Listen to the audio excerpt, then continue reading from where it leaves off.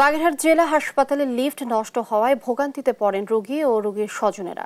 এ নিয়ে আরো জানাতে যুক্ত হচ্ছেন সহকর্মী এস সোহান। সোহান, লিফট তো নষ্ট, রোগীদের অনেক বেশি ভোগান্তিতে পড়তে হচ্ছে। আপনি জানাবেন লিফট আসলে কতদিন ধরে এরকম নষ্ট হয়ে আছে, আর লিফট মেরামতের কোনো উদ্যোগ নিয়েছেন কিনা, এ বিষয়ে বিস্তারিত জানাবেন।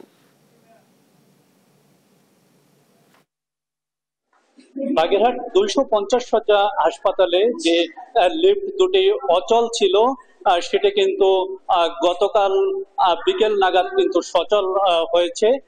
এখন কিন্তু লিফটে স্থানীয় যারা সেবা নিতে এসেছেন তারা চলাচল করতে পারছেন।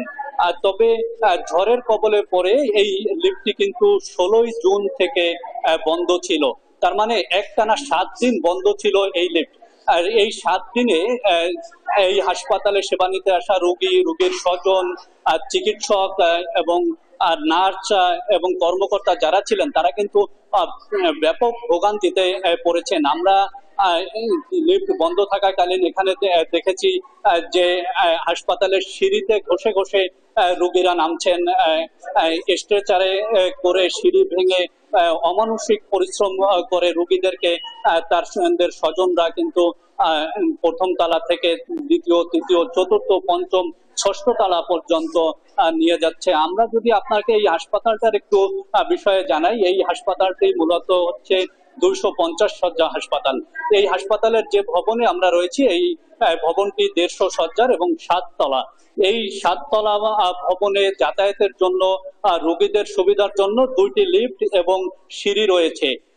আসলে বিভিন্ন বড় হাসপাতাল এবং সেবাদানকারী প্রতিষ্ঠানের ভবনে আমরা যেটা দেখেছি যে লিফট এবং সিঁড়ির পাশাপাশি প্রতিবন্ধী এবং রোগীদের জন্য কিন্তু র্যাম্প থাকে, সেই র্যাম্প কিন্তু এই হাসপাতালে নাই, অনুপস্থিত। তার মানে যখন লিফট থাকে না তখন কিন্তু এখানে রোগী এবং রোগীর স্বজনদের অমানসিক ভোগান্তিতে পড়তে হয়।